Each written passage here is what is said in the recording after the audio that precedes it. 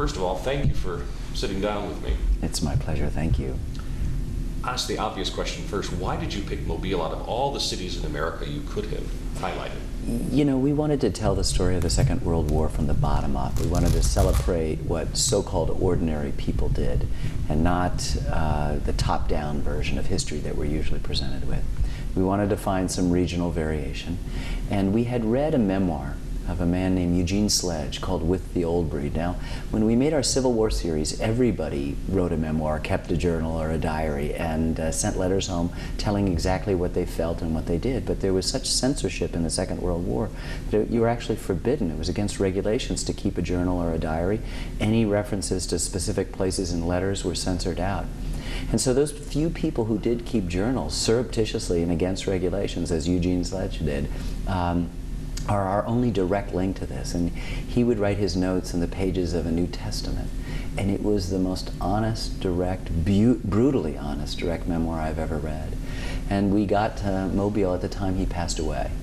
And his family introduced us to his circle of friends, including his best friend, Sid Phillips, and Sid Phillips' sister, Catherine, and a few other people. And then we widened our circle and included other folks from Mobile and the surrounding area. And we realized we had in this town perhaps the fullest portrait of what it was like for a town to go to war of any place in the country. Because unlike the Iraq War now, where it's hitting some isolated families, it seems that World War II affected everyone everywhere. We say this in the opening of the film, that the war touched every family on every street in every town in America. Now we have a separate military class that suffers its losses apart and alone from the rest of us. And the sense of shared sacrifice that World War II reminds us about just doesn't happen today. And so most of the population is disconnected from the effort, from the suffering, from the sacrifice, where, as in the Second World War, in Mobile, everybody was doing their part.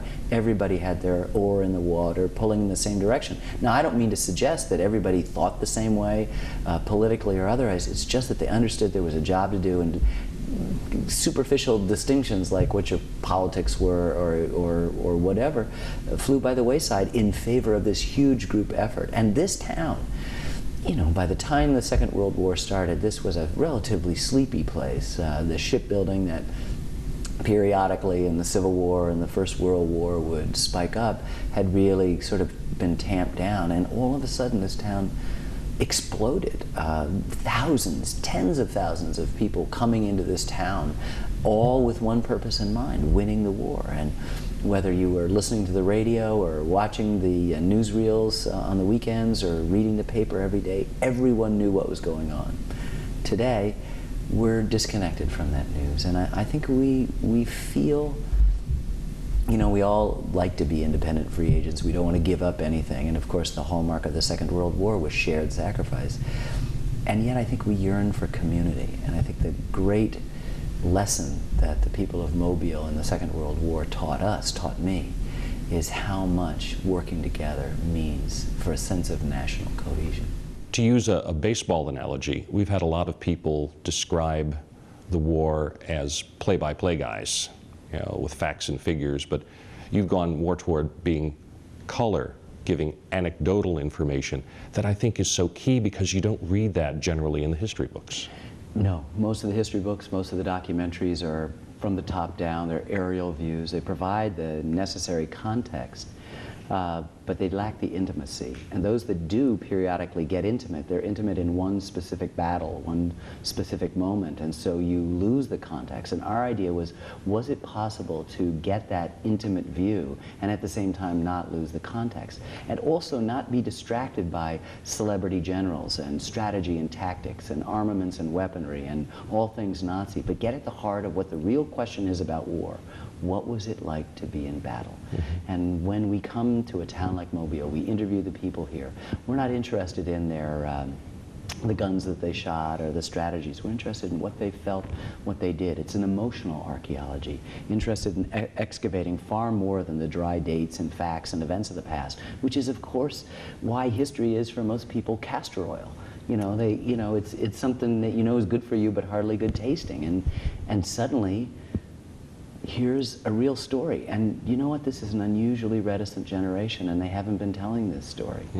And all of a sudden, at the end of their lives, they realize that their memories are their greatest asset and our inheritance.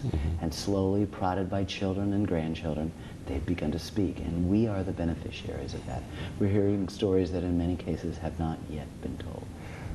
Because so many of these stories are simply disappearing. We made a film on the Civil War that came out in 1990, and after that we just vowed we weren't going to do war again. It had been so emotionally wrenching for us to get down into the nitty-gritty of it. The Civil War soldiers, after they'd been in combat, said they'd seen the elephant, which was the most exotic thing I think they could think of. And we felt that in some ways we too had seen the elephant and didn't want to go there again. But when I learned that 1,000 veterans are dying each day in our country, it created this urgency to do this film. We couldn't have done it 10 or 15 years ago. They weren't talking. This unusually reticent generation just didn't want to put the spotlight on themselves. And in 5 years it will be impossible to do this. And so what we found is that could we coax out of folks a willingness to speak, and as they reach the end of their lives they begin to see that their memories are hugely important, not just to them but to the rest of us. We have to know what went on, because very shortly they'll be gone, and the Second World War will slip into the province of historians. It'll all be abstracted, no matter how good they are. We won't be able to find a direct testimony of somebody saying, I picked up my gun, I took aim of the wind, and I shot him. And as brutal and as shocking as that may be, you know, we need to hear that before they go away, and it's going to be very helpful for their veterans to tell those stories. My dad was a member of the 94th Division in World War II, and seeing his V-mail and talking to him about, and talking to my mom about ration cards and gasoline that was rationed and everything else that seemed to be rationed, that helped me understand the kind of deprivation that everybody faced. You know, it is an amazingly resilient group of people, that generation. You know, it's called the greatest generation. But they had suffered through the Depression. They knew how to do without because it was forced on them. And then all of a sudden, just as they were emerging from the Depression, this worldwide cataclysm took over, and the same thing had to happen. You know, they made 3+ million cars in 1941, and then something like 35 after that, until the end of the war. Everything went over to the war effort. And we just stand in awe. You know, we're so soft now. We don't want to do without anything. We, you know, we drive in our cars alone, we watch TV alone, everybody did stuff together back then. And I just think it's a lesson that it just resonates with us today. And you're not making a political statement by making this. This film does not have a political bone in its body. We don't have an axe to grind. What it does is it shows you what war is really like. And I think what happens is human beings everywhere forget. They forget the cost of war. And I think that if we as a democratic people are going to be involved in the decisions that our leaders make, we got to remember to know what it's like. Now, that's not why we made the film. We made the film to bear witness and honor the experiences of these people before they pass away. But I'm not unmindful of the fact that once you get into the interior of what war's like, it has an effect. People will ask questions, and that's always a good thing. You know, there's something about human beings, they get excited about war and forget what the cost is. I remember at the Civil War, folks from Washington, D.C. rode out in their carriages with picnic baskets. They were going to watch the war. Right, it was a spectacle. It was a spectacle, and they went back with their tails between their legs. They'd seen their sons and their fathers, you know, gut shot and lying on the field, and all of a sudden, oh yes, the thing that human beings have known since the beginning of human time, that wars are horrible, horrible things. And even the Second World War, what do? We call it the Good War.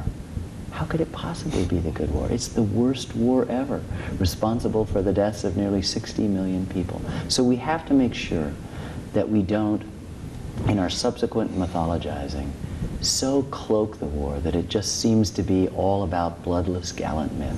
And what I think the great benefit of the testimony that comes out in this film, particularly from those from Mobile, is that they tell you what the reality of war is like, and none of them romanticize it. None of them romanticize it. So this isn't a sanitized version of World War II. You know, this is what happens, is that once something recedes into the past a little bit, you know, the kind of ad men go to work on it subtly, and it becomes a kind of a John Wayne movie. And these guys will tell you, you know, we had a job to do. They were the aggressors. We had to get that job done. And they just, you know, did their job. They came back and internalized a lot of this stuff. And then they realized they had experiences common to all soldiers in all wars. You could go back to the Greek Peloponnesian Wars, and they tell you these essential truths. I was scared. I was bored. I was hot. I was cold. I don't think my officers knew what they were doing. I didn't get the right equipment. I saw bad things. I did bad things. I lost good friends. This is what happens, common to all war. And as we gently and with patience and I hope loving care to these people began to ask them and probe, they would begin to answer a question that I don't think they realized where they would be emotionally when they got to the end of it. And often when we were changing reels of film, a wife or a son would say, "Pop, you never told us that before." You know, something like the Battle of the Bulge has existed as a kind of superficial story. Oh, we took over a French farmhouse, they had a wine cellar, we all got drunk, ha ha ha. But all of a sudden now, you're hearing about the coldest record winter in European history, that American soldiers were frozen stiff as cordwood, and that they were being tossed in the back of a flatbed truck. Now suddenly, this is no longer the ha ha ha images, but real blood and guts. And we were able not only to spend time with these veterans and get to know the towns over the 5 years that we were doing the research and the shooting, but we were also able to go into the archives around the world in Tokyo and Moscow and Berlin and London and our own glorious national archives and hundreds of other places, and find the footage that hasn't been seen, and to show those moments. And we found that footage of those bodies being tossed in. And that's a different war than the World War II that we're usually presented with. How did you distill all this information? I would think there were hours and hours and hours. I live in New Hampshire, and this film was made there. We make maple syrup. It takes 40 gallons of sap to make 1 gallon of maple syrup, and that's not too bad an analogy for what it takes to make a film like this. But in this case, it was an even bigger task. The reason why it took as long as it did was the organization of the material. We literally looked at thousands of hours of footage of battle.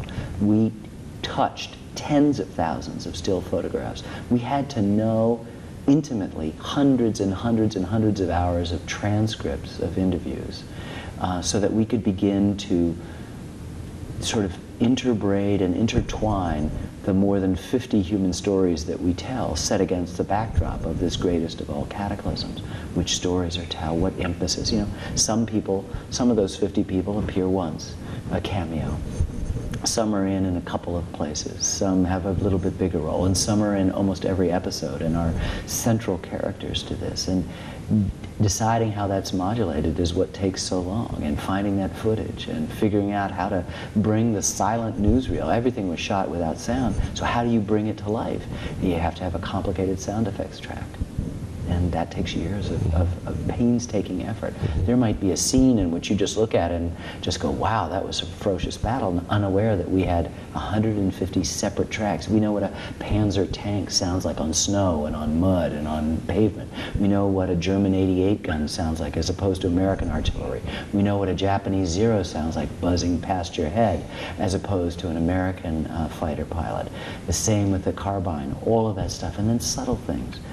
The aftermath of the battle, the quiet lapping of the sea, the buzzing of the flies as the flesh, sorry to be so graphic, begins to decay.